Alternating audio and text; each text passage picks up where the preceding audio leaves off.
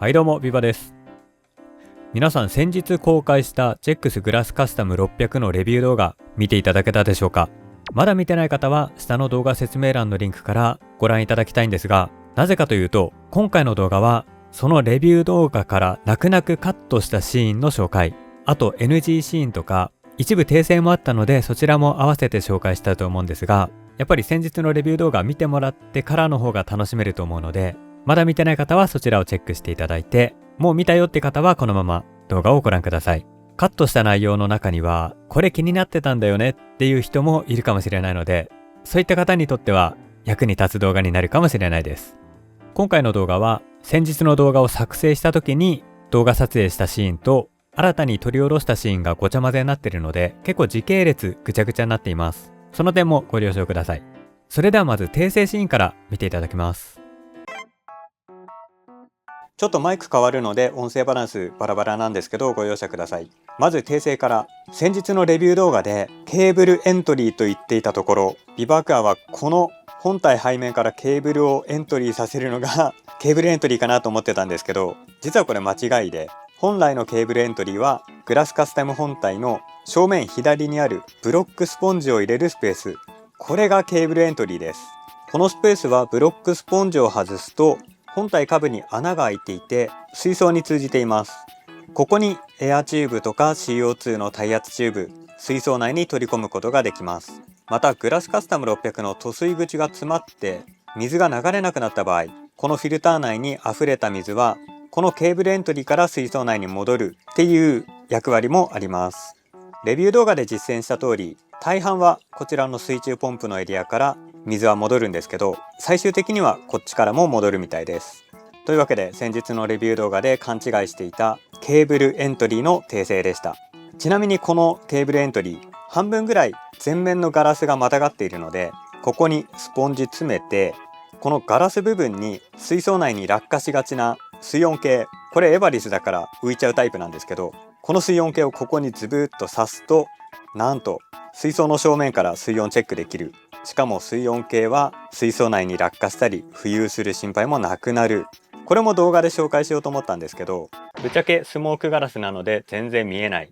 これうまい具合に見えたらよかったんですけど、なんかグラスカスタム600の正面にデジタルで水温表示できたりしないですかね。防水のデジタル水温計とかあったらうまいことできそうですね。今ガラス圧 6mm の水槽に設置してるんですけど、これでも側面には若干隙間ができています。隙間から指が見えてるの分かると思うんですけど、この隙間に魚とかエビが侵入してしまう。それを防ぐのがこの侵入防止のスポンジです。特に 5mm 圧の一般的なオールガラス水槽では必ず使った方がいいと思います。このスポンジは両側面に貼るために2枚付属しているんですけど、この背面、ここは隙間できないのかと気になる方いると思います。この背面なんですけど、グラスカスタム600をぴったりとガラス水槽の背面に設置すればほぼ隙間はありません。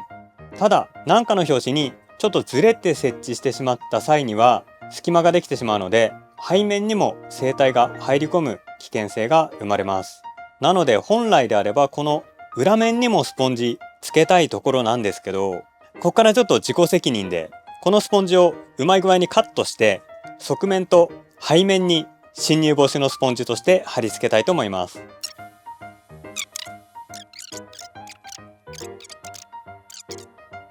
L 字型にカットしました。これをまず側面に貼り付けます。あとはこれを真ん中から半分にして、さらにこれを半分にして4本スポンジができたので、これを背面に貼り付けていきます。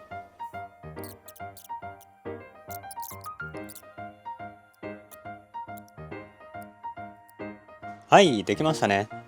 さあ、これで今グラスカスタム600の側面、そして背面全部侵入防止スポンジを貼り付けた状態になります。ただですね、これ貼ってみて分かったんですけど、スポンジの弾力でちょっとグラスカスタムが浮いちゃうというか押し出されちゃう。一応スポンジがこんな感じでついてるんですけど、背面にスポンジつけたせいで後ろに若干隙間ができちゃいます。あとグラスカスタム自体がちょっと後ろに傾いちゃう。この隙間なんか止水域になりそうで怖いですね。わずかな隙間を埋めるためにわざわざスポンジをカットして背面につける。これはやんなくていいかな。余計なことはしないでそのまま使った方がいいかなっていうのが正直な感想です。はい、注水が完了しました。いや、めちゃめちゃブラックでかっこいい。そうそう、最初にグラスカスタム600の静音性をチェックします。毎度おなじみこちらの騒音計でチェックします。一応この辺りにモーターがあるんですけど、まず水槽から1メートルぐらい、この距離だと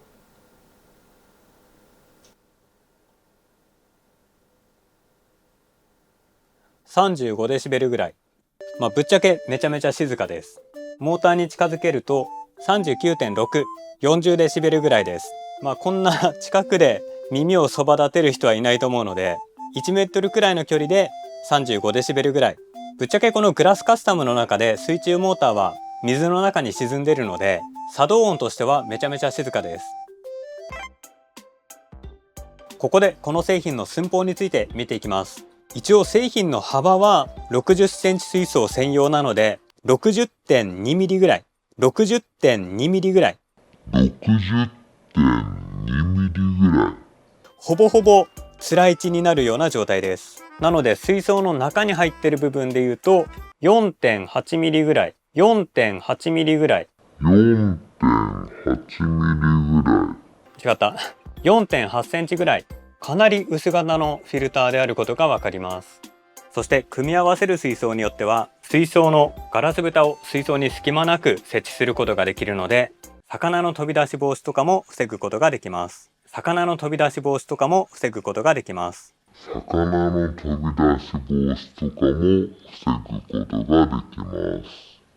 現状はアクアリスタの TS600、BS600 ぐらいしか対応水槽はないんですけど、サイズの合ったガラス水槽だけでも単品で出てくれたら、いろんな水槽でこの隙間なしの水槽実現できそうですね。というわけで今回の動画は前回のグラスカスタム600レビュー動画から一部訂正がありましたので、そちらの紹介と、あとはグラスカスタム600の背面部分にスポンジを貼った結果どうなったか、それとグラスカスタム600の動作音テスト、実際に騒音計を用いて計測をしてみました。あとはおまけ程度の NG 集。ビバーカーの動画は台本なしで動画撮影しながらその場でベラベラ喋ってるので、結構言い間違いがあって、動画編集のたびに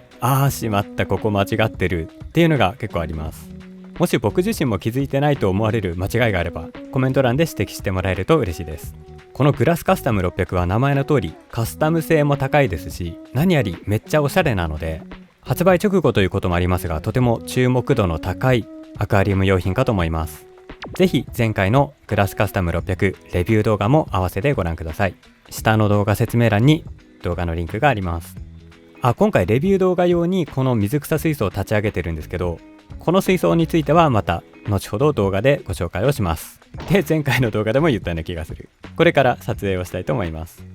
というわけで今回の動画は以上です。もしよければチャンネル登録、グッドボタンいただけると嬉しいです。それではまた次の動画でお会いしましょう。ご視聴ありがとうございました。バイバイ。